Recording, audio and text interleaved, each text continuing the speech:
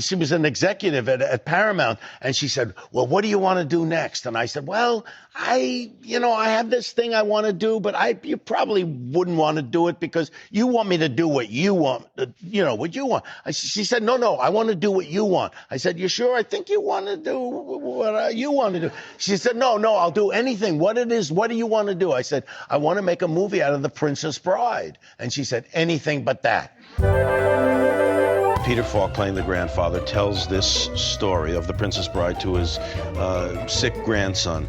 And at various points in the film, we do cut into the story, the body of the story of The Princess Bride with these interruptions. And a lot of people said, well, boy, you're going to lose the thread of the story of The Princess Bride. And just the reverse happens.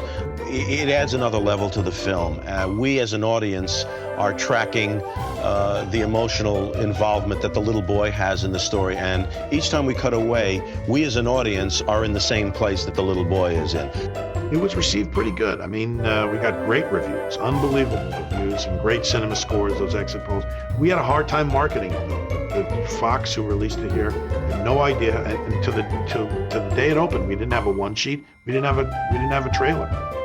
It did okay at the box office, but it didn't do what I felt it should have done. And again, it's one of those movies that's gained in status over the years.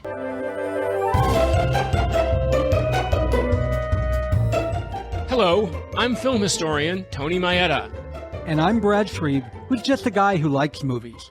We discuss movies and television from Hollywood's golden age. We go behind the scenes and share our opinions, too. And of course, being the average guy, my opinions are the ones that matter. As does your self-delusion. Welcome to Going Hollywood. Inconceivable!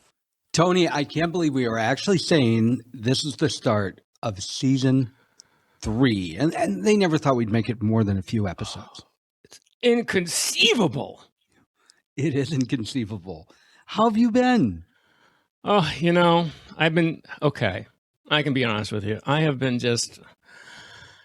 climbing up the cliffs of insanity, trying to avoid the pit of despair. I just wish, I wish I had a Holocaust cloak. Do you have your Holocaust cloak? Because I could really, really, really use it because I'm feeling mostly dead. Not totally dead, but mostly dead. I don't have to climb the cliffs of insanity because I've lived there my entire life. As you wish. What would put me out of this mood would be a nice MLT, mutton, lettuce, and tomato with lean mutton. That's what would do it. But no iocane powder or ROUSs, please.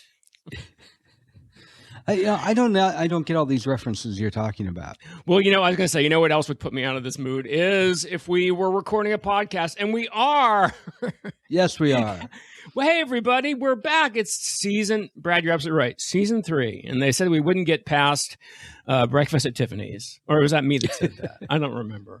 But we are. We're back for our 3rd season. It's amazing. How are you? How are you over there in España? Michael says hello, by the way. Hola. Hola, Michael. I'm doing great. I still absolutely love Spain. It's...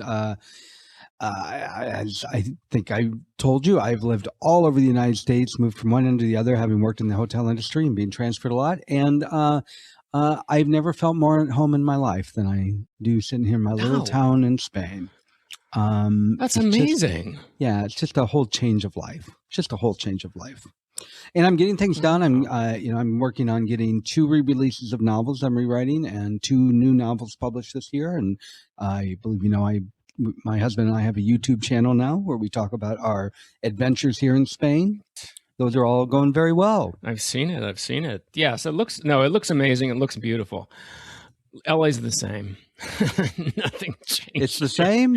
It's just worse. We've actually had pretty decent weather. We've actually had the summer we didn't have, we're having now, which with all my friends on the East Coast who are literally getting, feet of snow, we're obviously recording this before this drops. So by the time this drops, hopefully that snow will have melted.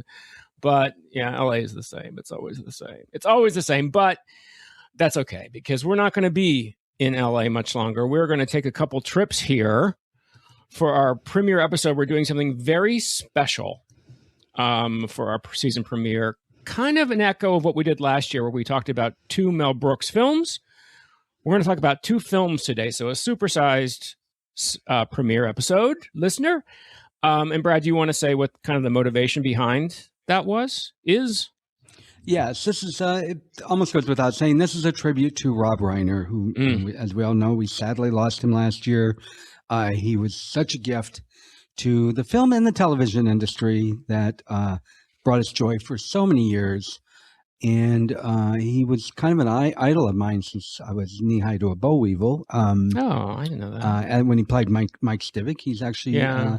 I ended up working in a political campaign, I think at the age of 13 or 14, because of the inspiration he gave me as Meathead. Oh, wow. And wow, that's great. Yeah. And so he means a lot to me in that sense. And so when we talked about him, like, this is an excellent thing to do. Yeah, he not only was a gift to filmmaking, a gift to television, he was a gift, I believe, as a person. He was a calm voice of sanity and reason in a sometimes very stormy political climate. And the fact that we lost him, and we lost him and his wife, Michelle, in such a horrific, sad way. It's I don't mean it as a joke, but it is kind of inconceivable to me. Yeah. He's no longer with us. But what's wonderful thing is his films still are, his body of work, and what an incredible body of work. And listener, when Brad and I were talking about doing this, and I knew immediately what the film I wanted to talk about was going to be. I mean, it's not too big of a stretch. But I said to Brad, you pick the second one, and I didn't hint. What I wanted him to do, because I really wanted him to pick within our guidelines. And I'm so happy that you picked the one that you picked, Brad, because I got to be honest with you. I haven't seen, I guess we should say what we're talking about. Brad chose, what'd you choose, Brad? I chose The Princess Bride. Yes. And I chose, of course, naturally, When Harry Met Sally. I mean, come on, like I wasn't going to choose that. But I hadn't seen The Princess Bride in at least 25 years. And one of the reasons I haven't seen it is I can never get past the ROUSs. Oh my God. When they're in the fire swamp, even though they are ridiculously silly, I mean, that's how I am with rodents. So rodents of unusual sizes really freak me out. And the first time I remember watching it was on VHS. I turned it off. I'm like, oh my God, I can't watch this. Now I look at it, it's kind of silly, but they still freak me the fuck out. I'll tell you right now. Yeah, if we didn't choose Harry Met Sally, we'd probably been locked up. Yeah, and exactly.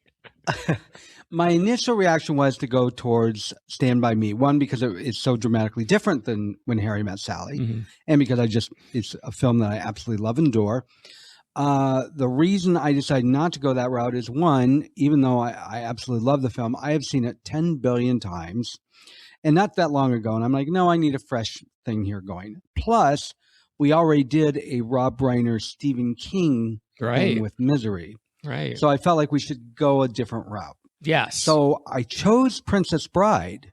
It's going to shock you. I chose Princess Bride because I've heard it for so many, many years. And this is one I have not watched. Wow. So we're both kind of coming at it with fresh eyes. Yes. Yours a little more fresh than mine. That's fantastic. Yeah, it's one of those that, I kept hearing about it and it was never really on my radar, and I never had a positive or negative perception of it. There were so many other movies on my list, it just was always down there. So that's why it's never popped up for me. Well, I think it's amazing to me because if people don't know, when The Princess Bride was released in 1987, it did okay. It was kind of mixed commercially, and box office was because 20th Century Fox, the studio that released it, really didn't know how to market it. Because is it a swashbuckler? Is it a romance? Is it a comedy? Is it a satire? It's all these things. They didn't know how to market it. It wasn't until it came to home video that it became this really a phenomenon, to the point where there are so many catchphrases in this. There are so many touchstones for so many people. Watching, I just gave you a bunch of them. The Cliffs of Insanity, the Holocaust Cloak, the ROUSs, the Shrieking Eels. I forgot to mention the Shrieking Eels. Inconceivable. And of course, my personal favorite, because I love him so much, is Mr. Manny Patinkin and his "Hello, my name is Inigo Montoya. You kill my father. Prepare to die. He's just so sweet when he says that. Hello. He says it all the time. But this has so many wonderful, wonderful people in it.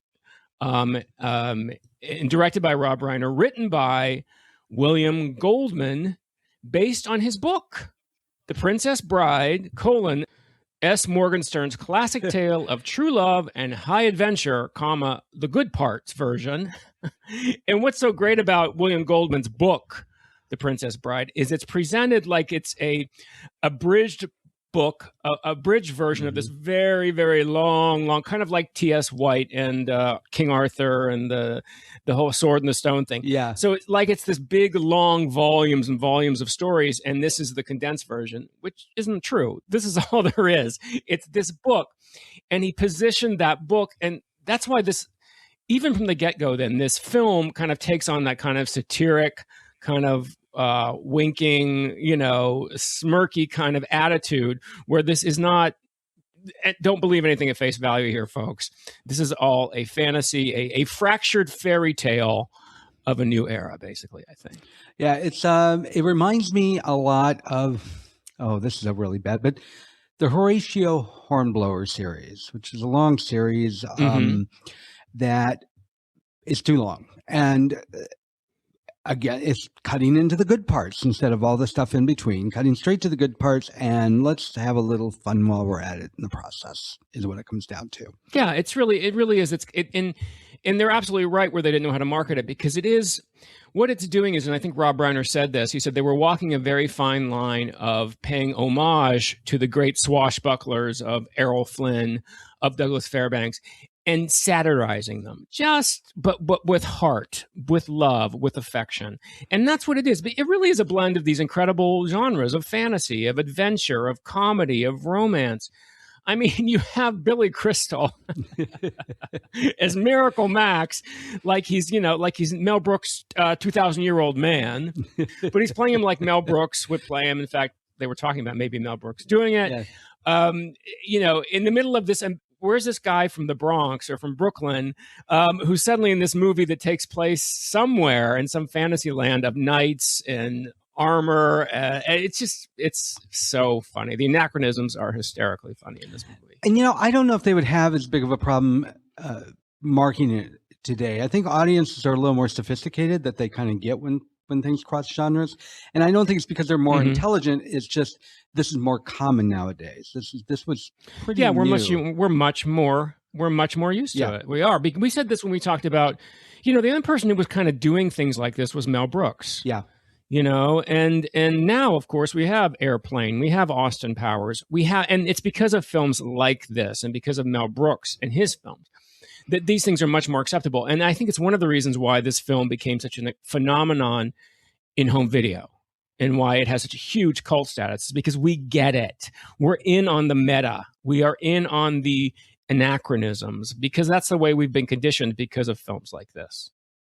Yeah, because I know what the take was on this film, but if I understand, it did not do well overseas, at least originally. It didn't do like gangbusters in the U.S. and Canada, but I don't think it did anything overseas. Yeah, no, it grossed, I think it was like, the budget was like 30 million and it grossed 16. I'm sorry, reverse that. Scratch that. What is what I want to say? Reverse that. It was a $16 million budget and it grossed about 30 million. So tiny infinitesimal profit. Yeah. When we get to the Harry Met Sally numbers, there's two different universes there. But I was surprised. I don't want to get into the actual numbers on Harry Met Sally, but I was actually shocked when Rotten Tomatoes, which, you can question the audience score, but the critic score, which is an average, Princess Bride is higher than When Harry Met Sally. Really? Yes, and the audience score is as well. I was like, what? Well, I think we'll get to that. There are parts of... It's quite surprising. There are parts of our latter film that may not age well. Maybe that's one of the reasons, but I don't feel that way, obviously. But who knows? Princess Bride. Now, since this is your choice, do you feel comfortable giving a bare bones synopsis of what this story is about? Yes, I'm trying to think if I want to give my synopsis. I'll give you the first synopsis that I wrote, which is a grandfather by the wonderful Peter Falk. reads a classic adventure romance to his sick grandson about a farm girl who loses her true love when he gets pulled away and he gets involved in kidnappings and pirates and sword fights and miracles. And in the end, true love wins out with a lot of silly humor in between. Lots of silly humor. Lots of daring do, as they say in the Swashbucklers. It really is, Cary Elwes. Okay, Cary Elwes. Let's talk about the cast. So we've got Cary Elwes as Wesley, a.k.a. the Dread Pirate Roberts, a.k.a. Farmboy. A.k.a. the Man in Black. A.k.a. the Man in Black. We've got introducing Robin Wright as Buttercup, who is the titular character, the Princess Bride. We have the wonderful Mandy Patinkin as Indio Montoya. Chris Sarandon as Prince Humperdinck. Christopher Guest as Count Tyrone Rugen. Wallace Shaw as Vincini the Sicilian. They always have to say the Sicilian. Andre the Giant as Fezzik. Brad just mentioned we have Peter Falk as the grandfather. We have a very young pre-Wonder Years Fred Savage as the grandson that's being told this story. We have Peter. And, he reminded me of why he was so big. He's the most adorable kid ever. He is. Yeah, I remember him from, what was the very first movie he did? Oh, not the Wonder Years? I remember him just from the Wonder Years. No, there was a movie he did before the Wonder Years. The Boy Who Could Fly. Oh, of course. That was the first I'd ever seen Of course. Yeah. Anyway, I cut in. Because... That's all right. Just a couple more. We have Peter Cook as the impressive clergyman who has a very, very bad siblings problem, and it's hysterical. And, of course, finally, last but never, ever least, Carol Kane as Valerie and Billy Crystal as her husband, Miracle Max. And that's our cast. So with this cast, you kind of have an idea. All right, this is going to be a lot of fun. This is not going to be your straight romantic action adventure. There's definitely going to be some humor here. And before we get into our discussion of our likes and dislikes in the film, I'm going to toss it right out there. My number one thing that really pissed me off in this film. Yeah. To finally see once again the lovable Carol Kane, hysterical Carol Kane. And she was only on there for like 30 seconds. I'm like, she was. What? And absolutely unrecognizable. Yeah, absolutely so recognizable. But so brokenhearted. So funny. It's so good to see her again. Yes, she is. So, I'm not a witch. I'm your wife. Yeah, she's so funny. So yes, as we said, this book was written by William Goldman, who we talked about in Misery. William Goldman, a mythic screenwriter. He had won 2 Oscars by this time for Butch Cassidy and the Sundance Kid and All the President's Men. And this was his favorite book, favorite piece of work he ever made. And he was very, very protective of it. And this film went through a lot. Think about it. This book was written in 1973, and this movie is from 1987. So it went through about 20 years of production nightmares. Wow. It's crazy because nobody really knew. They knew they wanted to make this, but they weren't really sure how to make it. And some of the people who had attempted to adapt this book include none other than Francois Truffaut, Robert Redford, Norman Jewison. Couldn't do it. At one point, Christopher Reeve was attached to it, and he wanted to play Wesley, which I think would have been wonderful. And the only reason that Reiner was able to get a grasp on this is because he had just had a tremendous hit with This Is a Spinal Tap, his first film, and a mockumentary, which kind of has that same kind of satiric tongue-in-cheek method. And he was actually able to get funding because nobody wanted to give him money for this. Because this has been tried. People can't crack this nut. He got money from, who do you suppose he got money from to do this? He got money from his former employer and his old pal, Norman Lear. So Norman Lear helped this get made. And it had William Goldman's blessing because at one point, William Goldman was so frustrated with the machinations with trying to get this thing made that he bought the rights back from 20th Century Fox and said, forget it. I'm taking control of this. And then he sold them back again. But did you hear any of the stories about William Goldman on the set when they were making this film and how he was so protective of this property that he would actually ruin takes because he would be so vocal he was so vociferous in his feelings about things. In fact, I think the very first scene shot in the fire swamp. They're filming, and it's the first day, and Rob Reiner says cut because he keeps hearing noises in his headphones. He said, who is that? Who is that? What's that noise? And someone went around the stage, and they saw William Goldman was actually praying. He was on his knees praying out loud, ruining the take. And Rob's like, you can't do that. Goldman, get off the set. You can't do that. So this meant a great deal to everybody involved. And this was Rob Reiner's favorite book too. It was a passion project for him as well. It's important. Wow, it makes me want to read the book. Well, yeah, and I think the film translates the book so well. I mean, I think it's wonderful. So what do you want to do? You want to talk about scenes? You want to talk about this cast? How do you want to approach this, Brad? Well, I want to start by giving you my description of the film. Oh, absolutely. I give the second description. I wrote this first one, and then I wrote a second one. I always like your descriptions better, so go ahead. Because this is the one I really spent more time on, and I'm prepared. Okay. This is a fantasy movie. This movie is a fantasy set in a make-believe land in medieval times that really is a series of skits woven together by this story of love and romance. And each skit fails worse than the last, and you can't figure out whether it's supposed to be action-packed or funny, and you really don't care. You don't care. You just go along for the ride with this movie. No, I'm saying I didn't care. Not in a nice way. Oh, wait a minute. What? You didn't care? You didn't like this movie? Tony, I wanted this is when you said which movie do you want to start with? It's because I wanted to end on a high note. God. I want to end on a high note because I sat there waiting. Okay, when does this pick up? When does this really? Pick up? Yeah, I found it boring. I can't even say that it's bad. It was just boring to me. I was bored to tears. See, I remember I watched this and I went, it's over already? Wait a minute, what? It's over already? Because I don't know. I find it such a fun, wonderful, charming ride because it has all these funny little things, because we have Miracle Max, because we have the fire swamp and the rodents of unusual size. I mean, to me, it's just like one really cool thing after the other, and how they're going to get out of these, how Wesley, the Dread Pirate, the Man in Black, is going to get back to Buttercup and get to his true love. And I don't know, I found it so charming. I'm kind of surprised that you have that take on it, Brad. And George Stevens didn't even direct this.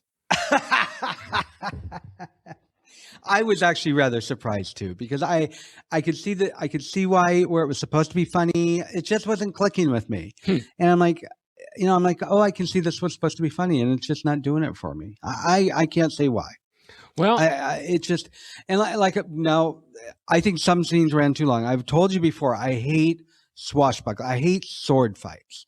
I find them. Oh my God, this has the longest, the biggest sword fight in film history. And all I could think is, my God, is this ever going to end?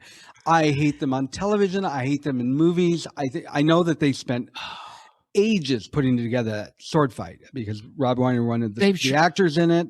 And I know they had to stage it. I know it took forever. And that's my problem with it. They always go too long. I don't find the skill very interesting. I don't find watching them real or on television or movies interesting. I hate sword fights. Well, they trained. Go ahead. That is one big run. But it wasn't just that. I found other scenes, again, that I just felt, and I'm trying to think of I'll have to, as we go along, I'll be able to think others. They just I'm like, oh, well, we please move on.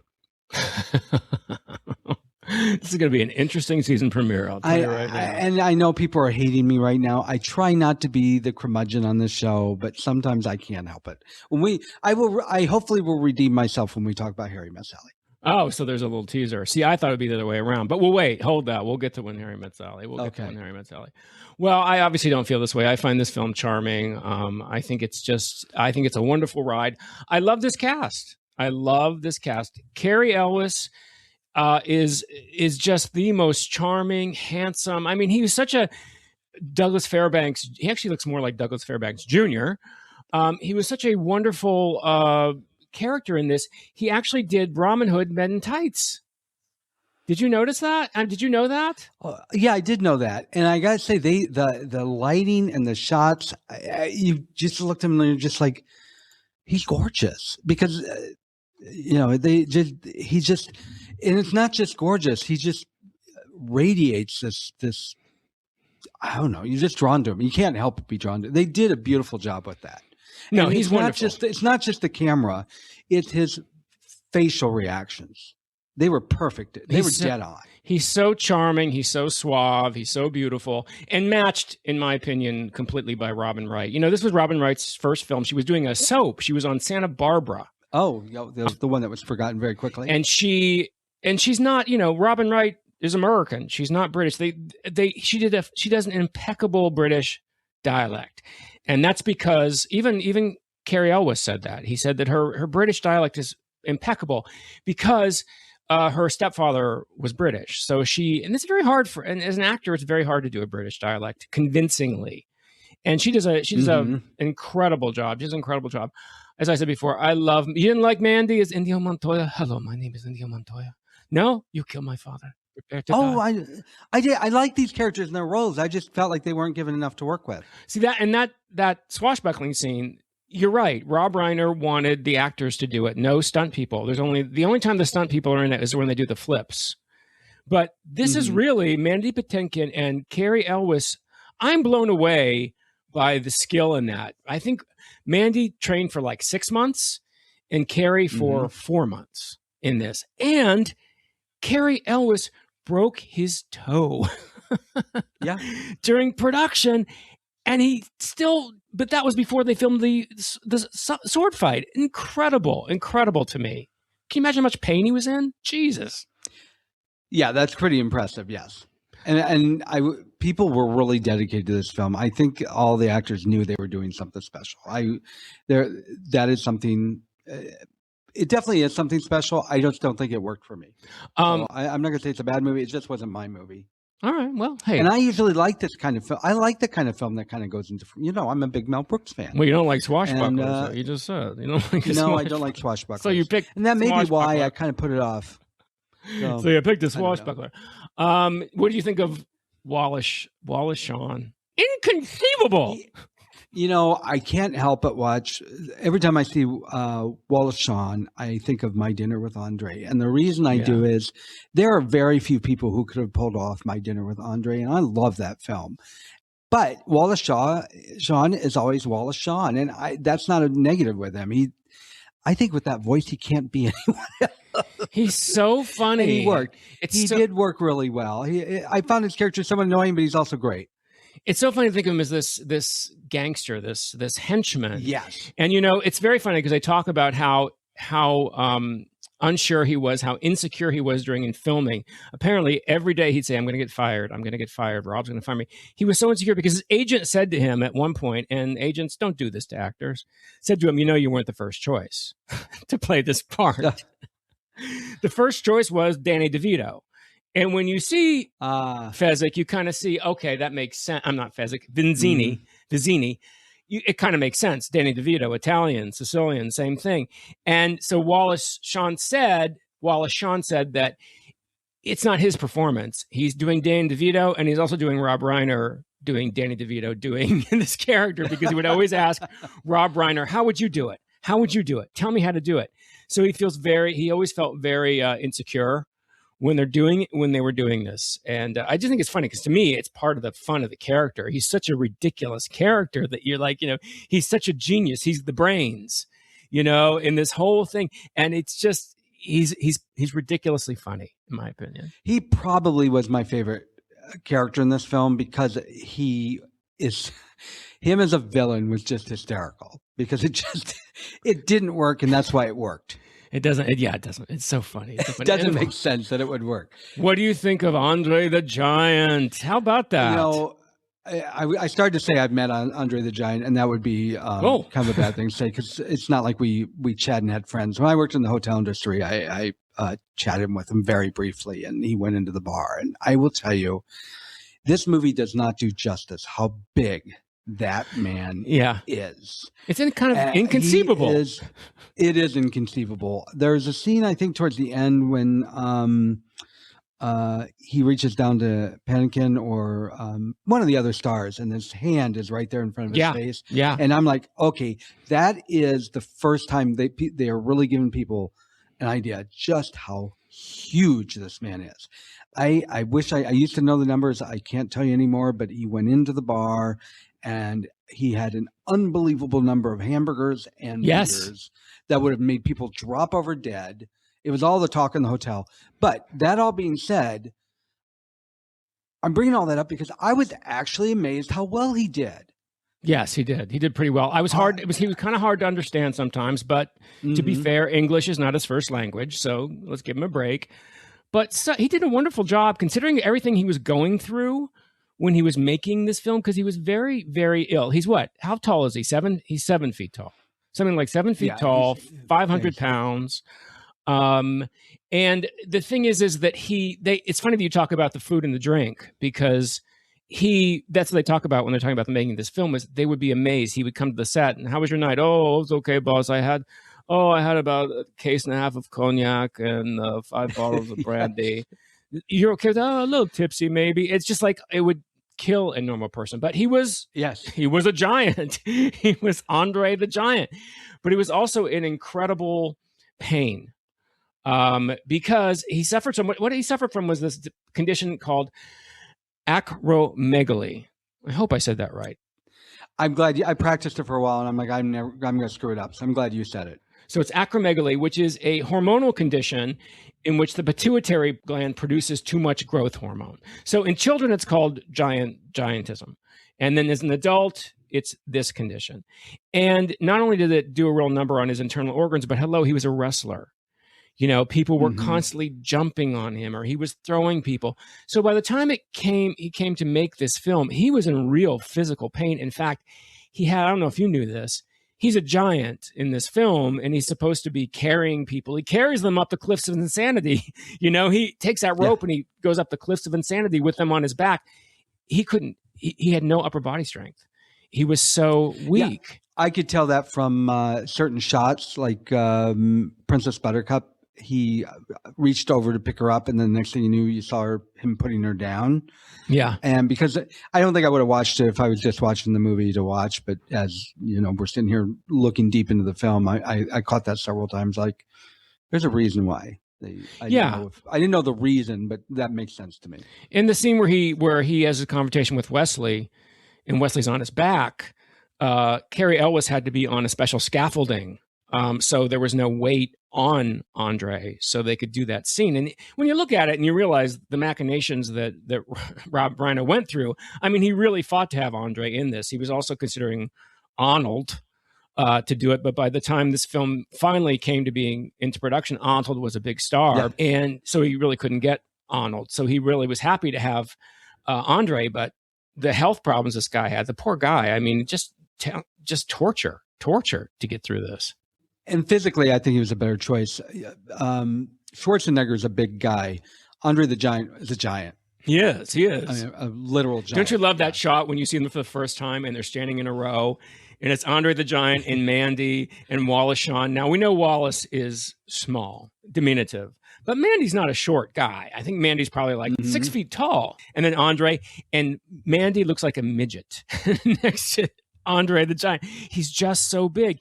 And you're right. There's that one scene where he goes to find Mandy and bring him back after Mandy's been defeated. And he puts his hand on his face, and you realize how huge this guy is. Yeah. Wallace Shawn's actually shorter than I am. So he's 5'2". And I won't give my height. I'll just say my height is the same as Michael J. Fox. So that's our cast. And Brad was right when he talked about the fact that basically it's the story of the farm boy going to find his true love, Princess Buttercup, before she gets married to the evil Chris Sarandon, who plays King Humperdinck. And they go through all these machinations. They climb the cliffs of insanity, which is actually a real, it's cliffside in Ireland. And they have swashbuckling scenes. They go through the fire swamp. At one point, Wesley, the farm boy, is dead, but he's not really dead. He's only mostly dead. And they go to Miracle Max, who brings him mostly back to life, but he has no use of his legs, so he has to rely on Andre. In the end, of course, they all end up happily riding off on their 4 white horses. But I personally find it funny. I find it a lot of fun and funny. So were there any scenes that you particularly liked more than others at this point? I liked particular actors and characters than I liked scenes, but I would say if I had to pick one, it was the Swamp of Fire, which is kind of silly why I would like that so much. But I liked Carrie Elway's and Robin Wright's chemistry so well together. Charming. That I felt like that really worked for me. And I thought that was a silly scene that I really did enjoy because it was just ludicrous. And to me, I'm like, I get that. I wish more of the movie was this way. And I know it was supposed to be, but that scene I really enjoyed. And Carrie Elway's, I got to say, I'm really surprised as fucking charming as he is. I'm really surprised he did not have a much bigger career. We've said this about other actors. He hasn't had a bad career in any way, shape, or form. Most actors would kill to have his career, but it's not nearly as big as I would have thought after this film. Well, remember, this film was also not a hit. Well, you know what? You're right there. So, I mean, I think he had a perfectly respectable career. Well, I didn't mean it. I wasn't knocking that at all. I made clear I wasn't knocking it. But I think that he's so charming. Yeah, it is kind of hard to believe that. I mean, especially when you think about Robin Wright and the phenomenal career Robin Wright has had. That scene in the fire swamp, though, I got to tell you, and I talked about it before, it is really hard for me to get by the ROUSs, the rodents of unusual size. Because, yes, what they are, and this is the thing, this is 86, 87, so no CGI, people. These are actual costumes that small people, little people, are literally inside making work. So when the ROUS jumps on Wesley and they have that duel, there's a person inside there. And apparently they couldn't even see. I mean, the costumes were created so much that these people who were inside trying to make these ROUSs work couldn't even see. And it's funny. I mean, not for a second do you believe it's a real, thank God you don't believe it's a real, huge rodent. Because, I mean, they remind me of rodents I used to see in New York in the 90s. I mean, it's like, oh, my God, I don't want to see this. So it's really hard for me to get that. But I do love the fire swamp, too. I love the way, and this was Carrie Elway's idea. He decided that when Princess Buttercup goes through the sand pit and goes down the quicksand and disappears, originally he was supposed to jump in. And he said, well, there's nothing really very heroic about that. So it was his idea for him to do that incredible dive. Head first into the sand, and they had to test it out. That's fun. I couldn't do that. That's amazing. I mean, I don't think his foot was broken at this point, but that's an incredible stunt he does. And you're just like, wow. I mean, these kinds of things are just phenomenal to me. I love that scene. I think that scene is so much fun. My other favorite scene, of course, is Miracle Max. I mean, you get this Borscht Belt comic bit right in the middle of this swashbuckler, and Billy Crystal is just so damn funny in that scene. Well, going back to the swamp scene, you hit on a couple of things I really liked. I loved the ROUS? Yes. Basically the giant rats. Rodents of unusual size. The fact that there was no attempt to make them look real. They looked real enough to make it funny because they could have done a much better job, and they didn't. And to me, that makes it perfect. I love when they do that. Yeah. And the jumping into the pit when she gets sunk into the ground, the fact that he grabs the vine and jumps in after her, and there's that you're waiting, and then you're waiting, yeah, and then you're waiting, and it felt like it was going to go too long, but it actually was perfect that they went too long. Yeah, because you don't know what's going to happen. I think that was a really well done scene. It was a great scene. Yeah, you're like, okay, he's supposed to pop up and save her, and you're like, maybe he's not going to. No, So because it goes so excessively long, and I love that those worked. For I me. love that he was like, "I'm going to do it. This is the way it should be," and that he took that risk and then he did it. I mean, it's incredible. It's incredible to me. I love, as I said, I love Miracle Max. I think it's such a great little foray into, as I said, Borscht Belt little comedy skit. And do you know that there weren't a lot of injuries other than Carrie was breaking his toe when he was on Andre the Giant's ATV, which does not happen in the film. But, there were some injuries in this scene. Mandy Patinkin said that he bruised one of his ribs to keep from laughing at Billy Crystal in that scene. And you can see why. And Rob Reiner had to leave the set because he was laughing so hard. And they had to put a dummy in place of Cary Elwes because Cary Elwes couldn't, because he's supposed to be mostly dead. So he shouldn't be laughing.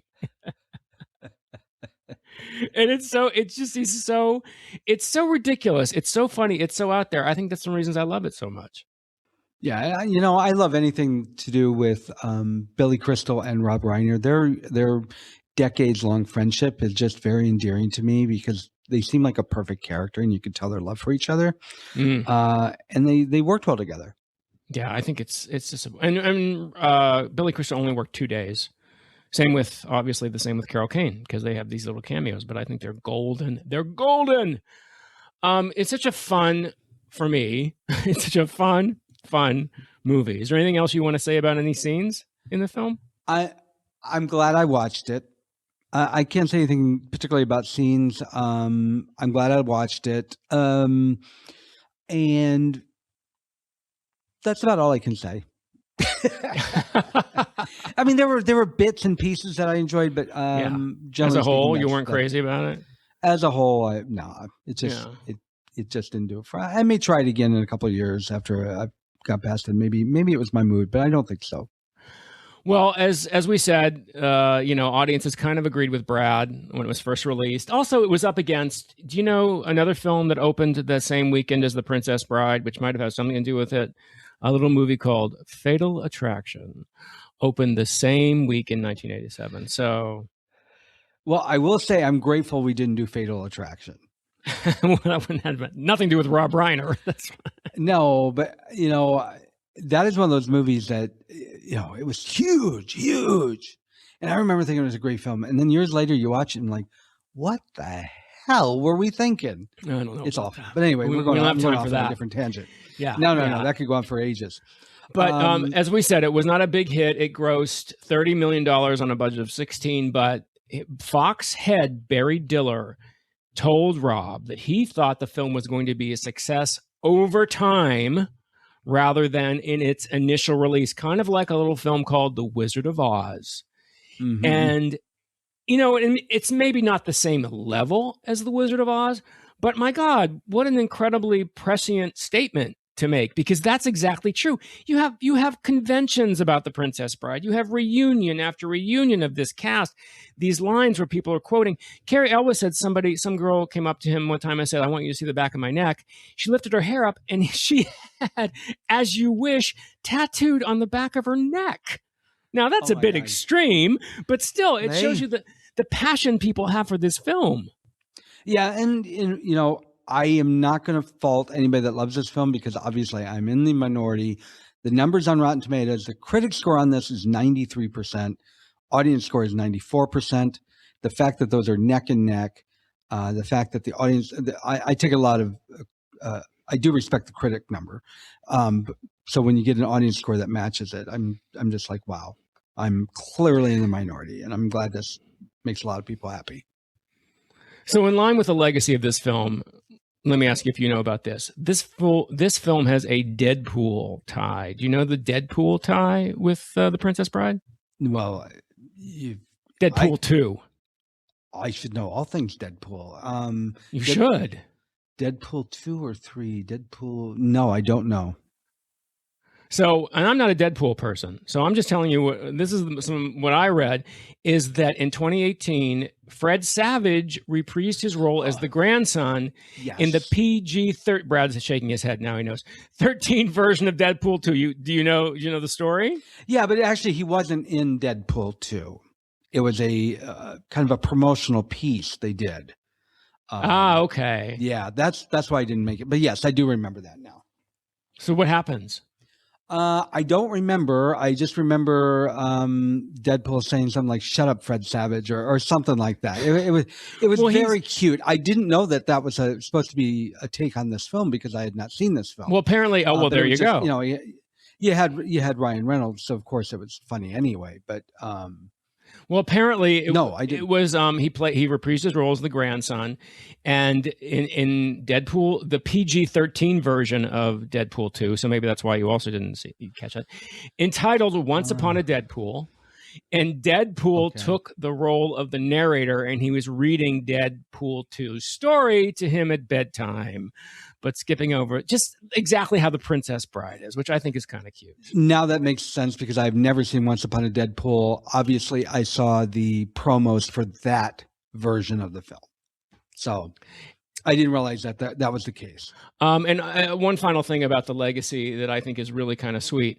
So on September 13th, 2020, during the pandemic, most of the original cast members took part in a virtual live read-through of the script. It was called The Princess Bride Reunion to support the Democratic Party of Wisconsin. Yay. And the people that returned were Elvis, Wright, Sarandon, Patinkin, Guest, Sean, Crystal, and Kane, with additional performances by Rob Reiner as the grandfather. Whoopi Goldberg was in it. But here's what I think is so touching. So Reiner approved of the project. And it even briefly stepped in to play the grandfather, as I said. And it also features the final performance of his father, of Carl Reiner, playing the grandfather in the last scene to his son. And I think that is such a sweet summing up of this movie that I liked. I thought was very sweet and very wonderful. Yep. That really is sweet. And of course, there's always talks about, because this movie is such a cult hit, there are talks of remakes. And if you can imagine, this is my favorite one, the reaction via social media to a remake was very, very negative. In fact, the fans said that a remake would not only be a bad idea, it would be inconceivable. All right, so that's The Princess Bride. Now on to our second film, our second Rob Reiner film, When Harry Met Sally. Yes. From Columbia in 1989. What we initially called Scenes from a Friendship. You know, it was like the Bergman Scenes from a Marriage. We just wanted to have, you know, these two people talking to each other about their, you know, men and women and relationships and see where we went. And what came out of it was When Harry Met Sally. That was based on my experiences as a single person after being married for 10 years and being thrown back into the dating world and for 10 years I was making a complete and utter mess of my personal life. And I thought, well, this has got to be the basis of something here. There's got to be a movie in here somewhere. What makes it an interesting romantic comedy, in my opinion, is that in most romantic comedies there are impediments. Things that keep the lovers from getting together, whether it's in-laws or religion, or one of the characters is with somebody else and there's an affair and the timing is off, or whatever, or there's a mistaken identity, some kind of MacGuffin that keeps them apart. In this, the only things that keep Harry and Sally apart are Harry and Sally. Well, we were best friends, you know, so it was easy to work with him. He added a tremendous amount to the film. He came along after we had gone through many, many drafts, and he added, you know, some of the funniest moments in the movie were jokes that Billy added when he came on board. The funniest line in the movie, which is, I'll have what she's having, which was a line my mother says in the deli when Meg Ryan fakes the orgasm. That was a line Billy came up with. So since this is my movie, I want to give a short, one-sentence synopsis of this film. And this is from Rob Reiner. Two friends decide not to have sex because it ruins your friendship. They then have sex, and it ruins the friendship. Doesn't that sum up this movie perfectly? It does. It's funny that scene where they start kissing before they have sex. You just cringe. You're like, no, you guys, don't ruin it. Don't ruin it. And it doesn't matter how many times I love this film, and it doesn't matter how many times I watch it. That particular moment, I tighten up. And I'm like, no. Well, So, according to Rob Reiner, that was the reaction of all the men in the audience when they're like, "No, don't do it! Don't do it!" I believe it. And then, it does indeed ruin the friendship, but for bigger things. But did you know you can actually blame this movie on Laverne and Shirley? Did you know that, Brad? Well, I know that Rob and Penny Marshall were married, but beyond that, I don't know.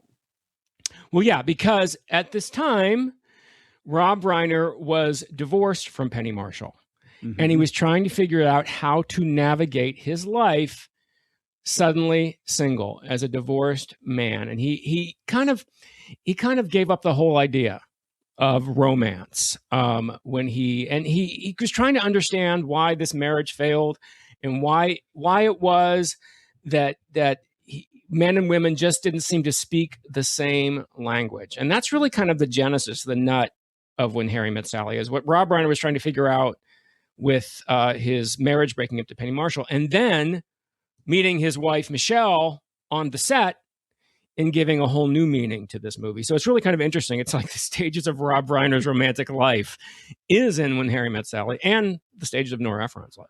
Yeah, it's the cynicism he had with the breakup, and then the romance at the end from making something work. What I really find fascinating about this film, I think the most important thing we need to say, first of all, When Harry Met Sally, yes, directed by Rob Reiner, produced by Andy Scheinman and Nora Ephron, and written by the late, great genius herself, Nora Ephron. Now, I adore Nora Ephron. I think if I can talk Brad into it, we're going to talk about another Nora Ephron movie this season, so stay tuned, people. Time for a production meeting.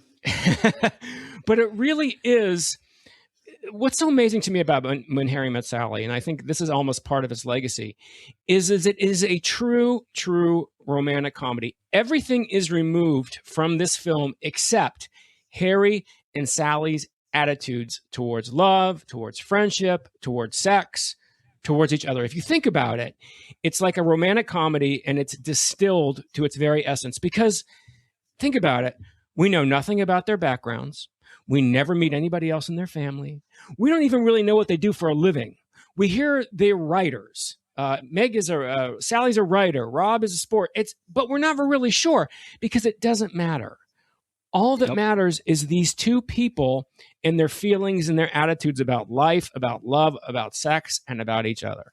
And I think that's one of the real reasons why this film sustains itself. Now, we might have a little argument about that. I feel it's a classic. I feel it's timeless. And I think that's one of the reasons why, because it's pure romantic comedy to its uttermost, distilled to its essence. What do you think? I agree with you. And, it's funny because in a way, it's almost hard for me to say this is a romantic comedy because, where the whole story is going from beginning. Just the name right away, from the very first second that this is going to be a couple that gets together in the end. But the romance end part of it is really at the very end. And Graham, when they start to see the friendship, you can tell it's going to be more than a friendship. But for the most part, you're just watching two interesting people for almost 90 minutes.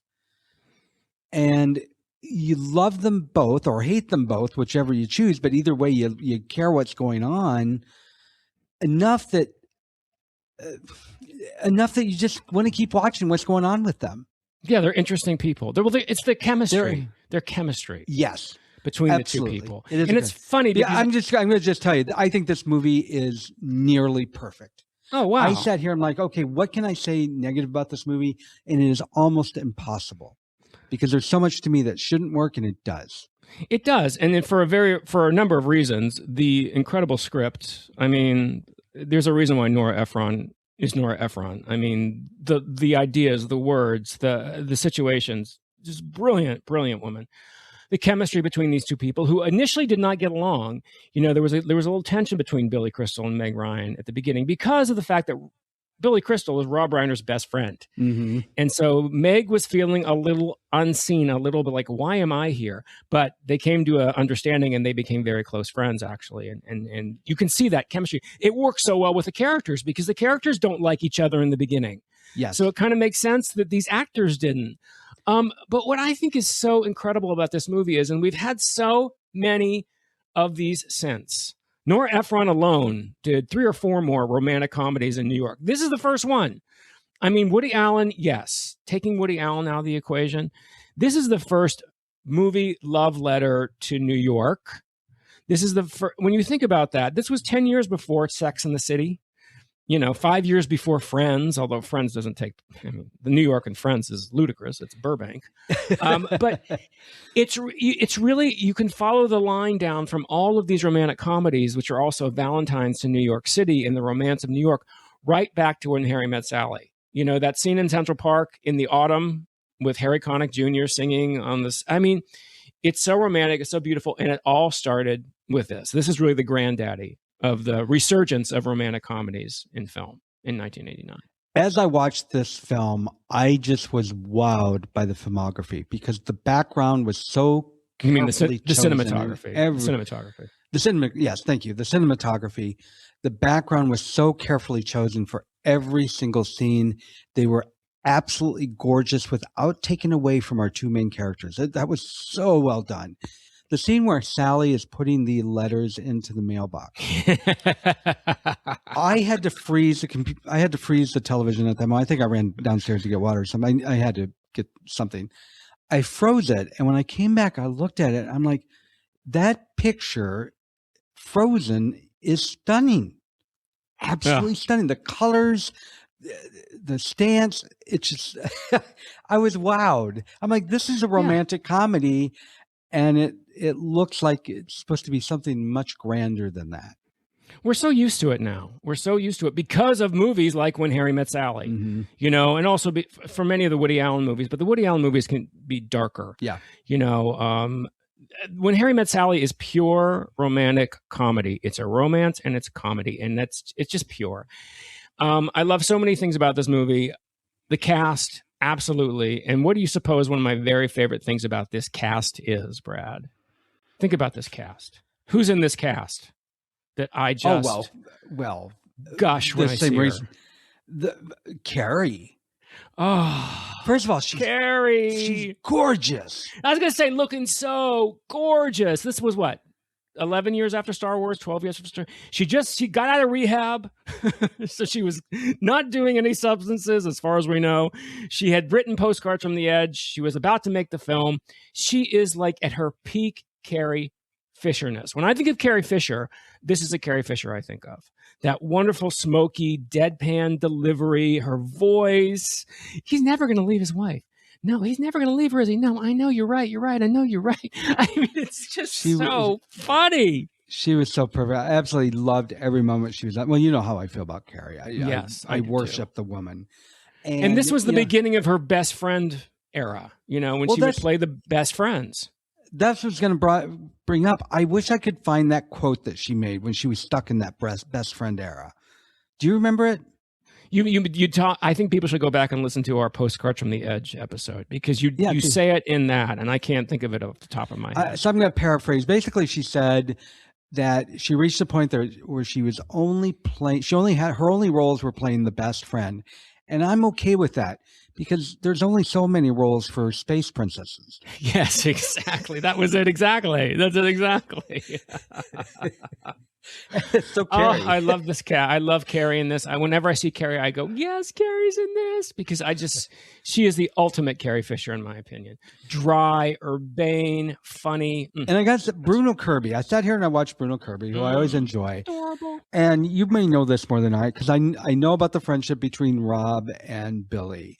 And I just pictured Bruno is probably in there. I pictured them all going out every week. Yeah. And I know they were all baseball fans. I was kind of surprised that one scene is a football scene because I know that Rob and Billy were baseball fans. And I just picture them all going to the game all the time. Yeah, he was a good friend. They were all good friends. They were all good buddies. Rob Reiner put people in this film that he wanted to work with, to have in this Yes. film. It's kind of interesting. So just a little bit about the backstory of this and how this came about. Nora Ephron had written Silkwood, was her first film that she wrote the screenplay for, 85. Love that movie. Love that screenplay. Heartburn also, but Heartburn is based on one of her books. So they approached her. They had a meeting at the Russian Tea Room, and they pitched her an idea of this story, and she turned them down.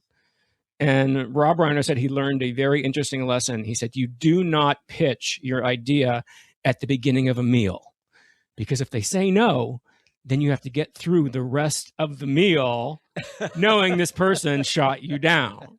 But fortunately, in this case, it worked because Nora was like, all right, what else are we going to talk about? Any other ideas? And Rob kind of related his personal struggles of what he was going through as a newly divorced man and trying to figure out the difference between men and women and why are men and women always bumping up against each other. And the light bulb went off in Nora's head. And they went away. They came back and met again. And Rob pitched the idea of two people who don't have sex because it ruins friendships. And then they have sex and it ruins the friendship. And she went off from that. And what she basically did was just interviewed people. She didn't want to just write. Rob went off and made Stand By Me, and he went off and made Princess Bride. And while he was doing that, she was just talking to people, interviewing people, talking to Rob, talking to Andrew Scheinman, his friend and producer, about their experiences as men. And she created this script. And some of the early titles for it were Boy Meets Girl, How They Met, How We Met, Harry, This Is Sally. And they finally had a contest, and they settled on the line when Harry met Sally, as long as it had the ellipses after it, as long as it had the 3 dots. Because that, to Rob Reiner, said that meant the story was going to continue. This is the beginning of something, not the end of something. And I love that.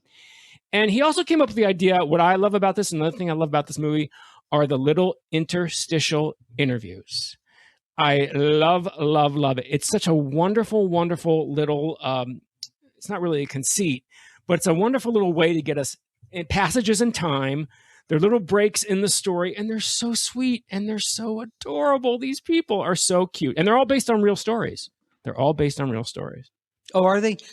Because the first time I heard that they were actors, I was furious. I was like, I can't believe they pulled that over on us. But I watched it. It's wonderful, and I watched it. Wasn't this time? There was a point where I finally watched it again. I'm like, they're so well done. You can clearly tell because you're analyzing again. You can clearly tell this was acted. This wasn't. These weren't your everyday person off the cuff. So it should have been obvious. And at that point, I accepted this was well done. So I think it was just that shock. Well, I think most people probably thought in the beginning it was real. They're so good. I mean, they are. And that's exactly what it came down to. Did he cast the hell out of those roles? Yes. And you might not be surprised to know this, or maybe you are. They originally did start it with real people. It was not smooth enough. And it did not work. Yeah. There's a reason why people hire actors. Yes, exactly. They know what they're doing. Normal people don't necessarily have if some people do, and that's a needle in a haystack, have the dramatic urgency, have the particular little lift you need to give. But they're all true stories. One of the stories is actually true about when they meet at the summer camp. That's how Nora Ephron's parents met. Oh, so they're real stories. They're based on real stories, but they are actors. Yeah, they are. And it was Rob's idea at the very end to have Harry and Sally be the last couple, which I think just wraps this up in a bow. And that was all improvised, by the way, between those two. Oh, was it? It wraps it up in the bow. But you were saying earlier, we go back, the very first ending of this, in the very first draft, Harry and Sally do not get together. I knew that. Yeah. This is because Nora Ephron and Rob Reiner felt that was the more realistic ending, was that these two people are just too different. They could never, ever get together. Do you know what happened to change that? Rob fell in love. Yeah. Well, that's a story they like to tell. Oh, there's more to it. Oh, okay. Like say Rob fell in love on the set. Rob met his wife, Michelle, his future wife, Michelle, on the set. And suddenly everything was lollipops and roses. And isn't it romantic? And life's beautiful. But they were too far into production for that to really be true. I mean, they could have been shooting without an ending, but I really doubt that.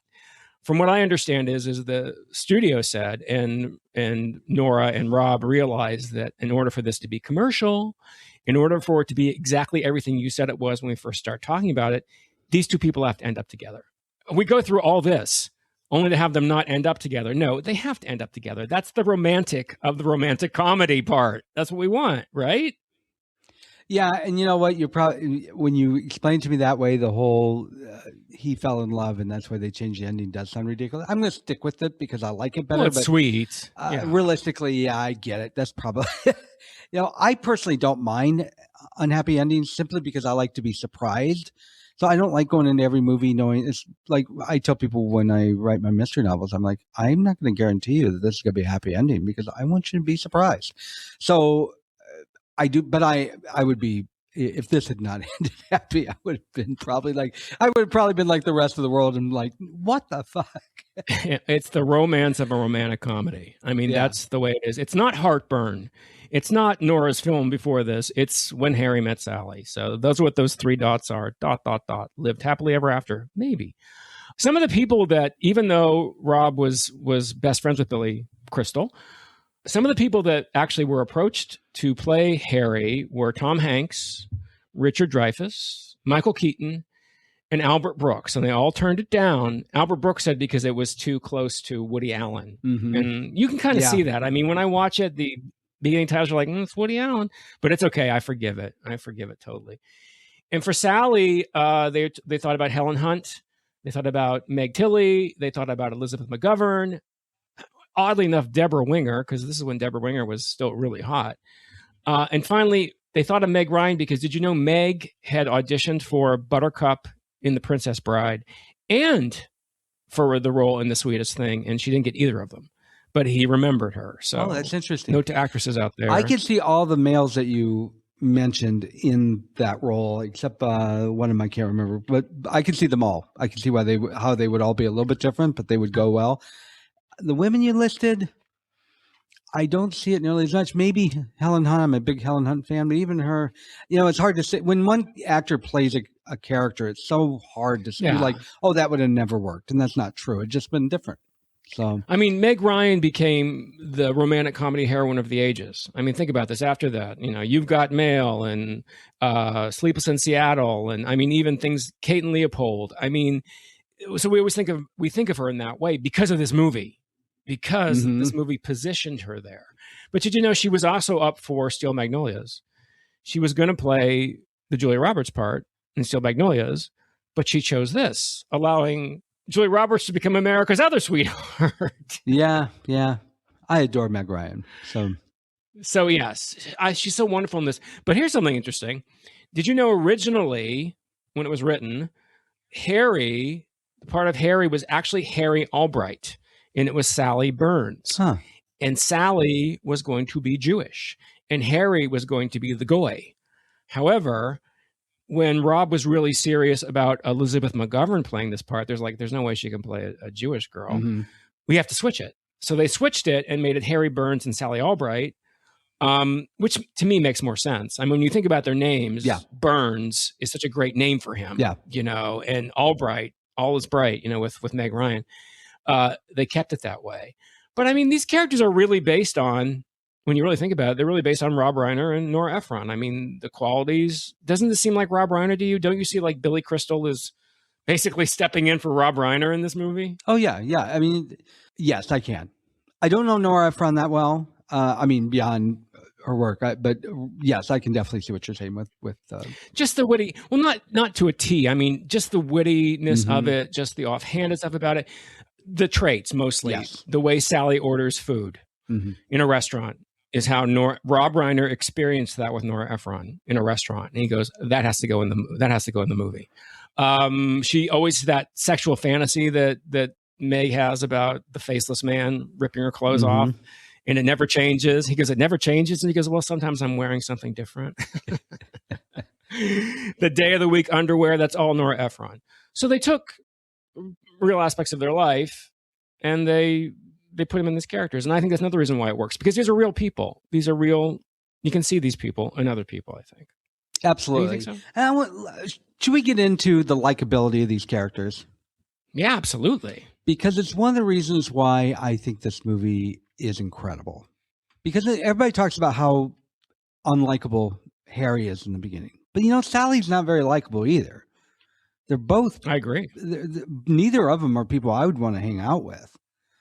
And let alone a 6-hour car ride from Chicago. God. 8-hour car ride. A ride with either of them would just be... No, what am I talking about? 8 hours. It'd be a nightmare. 12 hours from Chicago to New York. Yeah, it would be a nightmare. It would be a nightmare. And so you have these two people, and they soften. And in the end of the movie, you love them. But it's not this dramatic change in personality. It's just a softening of who they were. Yes. And it's done so brilliantly that if it had been in anyone else's hands, it wouldn't have worked. It would have been either a dramatic change that would have been unrealistic, or you would have, they would have been so different, or you would have seen these changes being too in your face, but you don't even really notice them. Yeah. You do not know. You realize that you don't like you have two people in the beginning, you don't like them. At the end of the movie, you love these two people, and you don't, unless you really think about it, you don't know why. And you don't even realize it happened.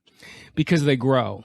Because they change. Yes. And that's another brilliant... And they grow realistically. Exactly. That's another brilliant thing about this screenplay. Think about it. So many romantic comedies happen in a weekend, or happen in a week or two. So people fall in love and are immediately together. No, this took time with these people. They had to grow. The period in the beginning of the movie is periods of 5 years. The movie starts in 1977, and then it's 5 years later. And then they meet again 5 years later. And then they can finally get to the point where they can tolerate each other, so they can start hanging out, and they begin to soften and they begin to change. And that's what's so wonderful. Another reason why I think, yes, of course they have to end up together at the end, because they've changed. They've affected each other. Yes. They've had this effect on each other and changed each other to the point where they are kind of now perfect for each other. Whereas in the beginning of the movie, they were the worst match you could imagine. They were the worst Nobody match. want these two people together. And again, what also helped it wasn't... like, what's that movie? It's not a great movie. Ryan Reynolds and The Proposal. If you've ever seen The Proposal, yes. she's the devil boss. And Sandra Bullock. Yeah, Sandra Bullock. And at the end of the movie, over a weekend, they turn from two people that hate each other to madly in love. And you didn't have that here. These are two people who, what really made it realistic is because they became friends. And that's when things happened. Because you could see where these two people would never have been a relationship, but you could see their circumstances threw them together as friends. And it was through friendship they got to know each other and helped each other grow. And that is why this movie works. Like I said, there's so much I can say about this movie. I just think it's a masterpiece. You get little glimpses of their changing feelings, like the Pictionary scene, which I love, another one of my favorite scenes, which was all improvised, because who would ever write baby fish mouth? That was a Bruno Kirby improvisation. Of course it was. I believe it. And you see, they're both with dates. Rob Reiner's date was actually Rob Reiner's date. Yeah, call him Rob Reiner. Harry's date, Billy Crystal's date, was actually Rob Reiner's daughter, his stepdaughter, with Penny Marshall. I knew she was in it, but I didn't know who Tracy. she was. And he's like, I have to kiss. I've watched this girl grow up. She's playing my girlfriend, icky, but okay. But you see, they're more concerned with, they're not talking about the people they're with. They're talking about the person the other person's with. Do you think that they're really right? What's up with her? What's up with him? So you see it changing. You see them start to grow. And again, the wonderful scene in the restaurant, when they try to set up Carrie Fisher with Harry, or Marie with Harry, and they try to set up Bruno Kirby's character with Meg Ryan. And what happens is that Carrie Fisher and Bruno Kirby go for each other, and they're like, oh, we're stuck alone again, which is such a wonderful scene. But you get that. You're like, they're not quite there yet where they're right for each other, but they're becoming more and more right for each other. And I think that's what's so wonderful about the progression of that relationship. It's so real. That mad dash into the taxi between it's the best, Bruno and Carrie never ceases to make me laugh. Oh, I love that scene. I love the very first scene with the girls, with the ladies who lunch at the boathouse in Central Park. And they're talking about potential dates for Meg Ryan because she just broke up with Joe, with her fiance, and she's not ready. She's not ready. And Carrie Fisher pulls out that Rolodex, and I'm like, who carries a Rolodex with them? It's so funny. It's so great. But it's she says something along the lines, how would you like to go through the rest of your life knowing that your husband is married to another woman? It's just like it's the writing is so sharp and fun. I think though, we have to talk about the big scene in Katz's Deli. What do you remember the first time you saw that scene and you're like, what the hell is going on here? I don't think I can remember the first time I've seen it, because every time I've seen it, every time I watch it, it's just as golden and just as hysterical. I do want to jump ahead because I know you're going to say something, and I want to bring it up because I just learned it for the first time. Yeah. After I watched this movie, I said to Maurice, I said, you know what? One of the most iconic lines in movie history, we don't even know who that woman was. So I had to look it up. You didn't know who it was? I had no clue who that was. I'm like, that woman, I bet she had a good career afterwards, and nobody knows who she is. And who in the world doesn't remember that I'll have what she's having line? So tell people. Tell people. Will you tell people what's the line? You go ahead. Tell the people what's the line and who does it. The line was, I'll have what she's having. And the woman's name, is it Estelle? Yes. Rob Reiner's mother. Rob Reiner's mother says one of the most, it's in, we all know how we all feel about AFI, but it's in the AFI 100 greatest movie lines from films. I'll have what she's having. After Sally fakes her orgasm and the entire deli is just silent. And the waiter walks up to Estelle Reiner, and Estelle Reiner looks up and says, I'll have what she's having. And it's delivered so perfectly. And did you know that line was it was Billy Crystal's line? He said, that's the topper. What a genius this guy is. No shade to Nora Ephron, but she recognized that's a great line. So, and Rob Reiner said, and I know the perfect woman to deliver it, my mother. But then he had second thoughts when they were on the set filming it. And he's like, I can't believe I'm filming a scene in which a woman's having an orgasm in front of my mother. So it made him feel really, really bad. So the story behind the whole orgasm scene is that they felt there was too much Harry and not enough Sally. They wanted more Sally stuff, and they're thinking about it. And so the entire time Nora Ephron is interviewing Andrew and Rob about things that men do that women may not know, Rob turned the tables and said, all right, you tell us something that women do that men may not know. And Nora Ephron said, women fake orgasms. And they were stunned. And Rob Reiner said, well, not with me, they don't. And Nora looked at him like, yeah. And he said, let's find out. So they went on to the offices of Castle Rock, and they got to the pool of women who were working there. And he asked them, do women fake orgasms? And they all said at one time in their life, they did. So that's where that came out. They're like, we have to have this in the film because men just don't believe this. Yeah. So anyway, so it was written in there, but actually doing the orgasm, like performing the orgasm, was Meg Ryan's idea. And it was also Meg Ryan's idea that it should be in some incongruous place like Katz's Deli, which is what makes it all the more hysterical, because you're like, this woman is doing this. It comes out of nowhere in the middle of Katz's Deli. And yeah, it's one of the most iconic scenes ever. And that line is so iconic. But again, we go back to why it worked, because it wasn't Sally at the beginning. We didn't have the really softer Sally at the end, but she'd already softened enough at this point that it was believable. If it had been a little bit earlier in the film, it wouldn't have been believable to me. Well, yeah. Plus, we know if she had done this in the beginning of the film, we'd be like, who's this nut job pretending to have an orgasm? Yeah. But she knows who Harry is. She's been through the ringer with him and his comments and his out of line comments and ballpark stuff, that it's like, oh, this makes perfect sense. She's just giving it back to him. It's like tennis. Yeah. You know what? She's lobbing it back to him. Here's something for you, buddy, because always got to put up with your shit. Here's something for you to put up with. And the fact that she goes and when they filmed it, Meg Ryan, it's funny, Meg Ryan couldn't go there. Even though she suggested it, she was too nervous. She was too shy to actually give it all she needed to give it. So Rob Reiner had to go in and do it in front of his mother and show her how he wanted it.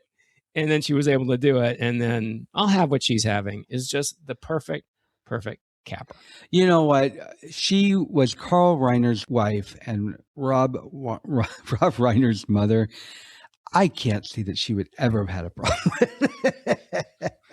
Well, it's funny because he said to her, Ma, it's a pretty crazy scene. Your line might end up on the cutting room floor. We're not sure. And she goes, that's all right. I'm just happy to spend a day with my son. Oh, isn't that sweet? You love that woman. She's great, though. She was a singer. She was quite a talented woman. But yeah, she really didn't do a lot. She did a couple more cameos in films, but she's on the AFI list of one right next to Brando. I mean, right after I could have been a contender in Humphrey Bogart, where beginning of a beautiful friendship. She's up there. So, I mean, what a thing to have Estelle Reiner right up there between Brando and Bogart. I think it's fantastic. That is awesome. That is awesome. Okay, we got another thing we have to talk about. Yeah. One of the, it has to be it had to have been one of the most difficult scenes to ever have done. And you just watch it and you're like in awe. The phone call scene. Oh my God, right? I love that scene. I sat there and I'm like, how many takes did they do this? And I actually looked up. They said it took 61 takes is the number I got. I don't know. Yeah. Like 60 takes. The back and forth. The timing that was required. The timing, it was so well done. It was even believable. Well, Rob Reiner said so what happens in the scene is that Carrie Fisher and Bruno Kirby are now married and they're in bed and they have two separate phones and Carrie Fisher's phone rings and Bruno Kirby's phone rings.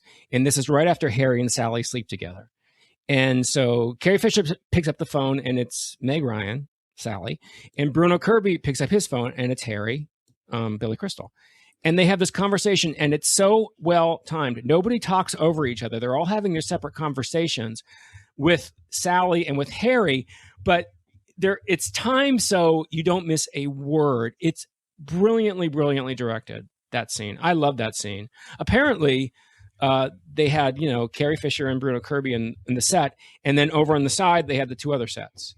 And the phones were connected so they could actually hear it. But even in that case, it's still an incredibly complex scene to film. Yeah, I sat there and I wondered if that was the way they did it.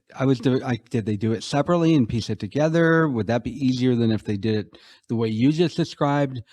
Either way is really, and there were even subtle little things like, no, I'm thinking of a different scene, but it's astonishing what probably went into that little scene.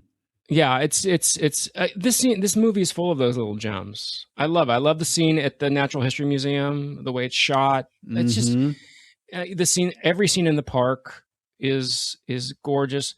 The New Year's Eve scene, both of them are so wonderful. And the New Year's Eve scene has probably my favorite, one of my very, very favorite lines possibly ever in films. And it's it's at the end of the movie. It's not the last line, but it's the end of the movie. And Harry, they've had the fight, they've slept together, the friendship is ruined, and Harry's chasing after her. He runs back to the New Year's Eve party, and they're standing there, and he gives Meg Ryan all of these reasons why he loves her, and she's like, "You're just here because you feel guilty. You're just here because you don't want to feel uncomfortable." And he goes, "No, I'm here because I came here tonight because when you realize you want to spend the rest of your life with somebody, you want the rest of your life to start as soon as possible." I love that line. That is one of I get chills saying it. It is one of the best lines. You want the rest of your life to start as soon as possible. And what's so funny, what's so wonderful about it is it's a Harry line. You imagine Harry saying that, but it's also so brilliantly witty because it's Nora Ephron. I love that. That's almost up there with me with when Carrie Fisher says to Bruno Kirby, because Bruno Kirby has that wagon wheel table that he wants to keep, and she wants to get rid of it because it's so hideous. And he goes, "I have good taste." And Carrie Fisher says, "Everyone thinks they have good taste and a sense of humor. They can't all possibly have both." It's just like, it's this little witty, incisive things that are just, this movie is chock full of them. So we have two movies with incredibly quotable lines in both of them. Yeah, and I'm going to make a confession about here with the monologue that Billy Crystal does at the end of the movie and the line that you just gave. And you think I'm going negative here, but I'm not. The other day when I watched it again, I cried just like I have every time. Oh, that's so sweet. It is very touching. It's very moving. It's a beautiful line. Because if you notice, she also, and then Meg says, see, Harry, you say things like that and it makes it impossible for me to hate you. And I hate you, Harry. I really hate you. And meanwhile, they're coming in to kiss. And she keeps saying, I hate you. And I love the fact that this movie really ends on, I hate you, not I love you. And it just illustrates these two characters. Yep. To them, I hate you means I love you. That's exactly what she's saying at that moment. Yep. Any other movie, it would have been, I've always felt like I loved you, but I've always felt like I hated you, but in reality, I always loved you. And, the typical shtick. And again, they didn't go there, and it was all the better for it. It was.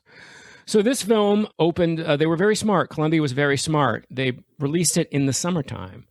And so it's like brilliant kind of counter programming, because you think a movie like this would be in the fall, air quotes, a woman's picture or whatever, because also in the theaters at this time, Turner and Hooch, Indiana Jones Last Crusade, Weekend at Bernie's, Lethal Weapon 2. So this gave audiences an alternative. It was very smart. And they also opened it very small. And they want just select cities, and they just wanted the word of mouth to generate interest before they opened it wide. And that's exactly what happened. You said earlier what the stats were. Do you remember? The budget was around $16 million, and their worldwide gross was $193 million. Isn't that, good God. It sounds like a good investment. Wow. I mean, is it any wonder why Rob Reiner could pretty much rule the world after this? Yeah. He could do any movie he wanted to make, and why Meg Ryan and Billy Crystal became such huge stars. I mean, and Nora Ephron also. This led directly to Nora Ephron then taking over the directing helm and directing Sleepless in Seattle and directing You've Got Mail, and just giving us this so this film begat this incredible body of work from all of these artists. And it's just so wonderful that it began with this wonderful gem of a movie, which, as I said, to me, the ultimate romantic comedy, period. I agree 1,000%. Well, that was our tribute to Rob Reiner and two of his iconic films. You may not be crazy about The Princess Bride, Brad, but you can't deny it's an iconic film. I mean, I do not deny that. When you think about this man started out, could have had a career in his father's shadow. His father created the Dick Van Dyke Show, for God's sake, and was a giant in comedy all the way back to, early television with Sid Caesar. And the fact that he not only stepped out of his father's shadow with All in the Family, but then had this phenomenal film career as a director and a producer. I mean, this is what makes this loss all the more tragic, is because, it's like Billy Wilder said about Ernst Lubitsch. It's sad there's no more Ernst Lubitsch. What's even sadder, there's no more Ernst Lubitsch films. And that's how I feel about Rob Reiner. It's sad, Rob Reiner, but even sadder is there's no more Rob Reiner films. Mm-hmm. So we have to hold on to these ones close and keep them close to us, and when the world gets cold. Yeah, and, it says a lot about Rob Reiner that he could have been very lost in his father's shadow, or number two, he could have been a mega person like he was, but he would always been referred to as Carl Reiner's son, who's doing that. And he very much stood out on his own as an individual. I don't think anybody's doing that. They both had a huge... No, not at all. And that says a lot about what an incredible man this was. So God bless you, Mr. Reiner. God bless you, Michelle Reiner. You're with the Angels now. Thank you for this incredible films you've given us, and that we could talk about today. So, is there anything you want to say about the podcast, Brad, or anything at all? Now we're back for our third year. Well, my gosh, it's been a while. I'm going to have to think back to my usual speech. If you have been listening to our show for a while, thank you so much. We are so glad you're back, and then we hope that you're glad we're back. In fact, if you've come back to our premiere here, then it means you probably like this show. So if you haven't rated and review, please do so on Apple, Spotify, or wherever you get this podcast. If you're new to the show, we're not going to ask you to review it because, it's new to you. But go ahead and subscribe so you don't miss a single upcoming episode, and then you're going to get around and review us. Yeah, and during our hiatus, I think we picked up some people who, I was very, very encouraged. So thank you, everybody, for sticking with us as we took our little break for a few months. We have a really exciting season coming up. We're doing it. Brad's in Spain. I'm in Los Angeles, at least for the time being. And we've got some good, fun movies, some fun guests lined up. So yeah, it should be a lot of fun, our third season. I am very excited about it, Brad. I am too. We got a good lineup coming up, and I think everybody else will agree. Well, then I guess that leaves only one thing left to say. But I don't want to say it. So let's not say goodbye. Let's just say inconceivable. No, let's say goodbye. You're right. You're right. I know you're right. Goodbye, everybody.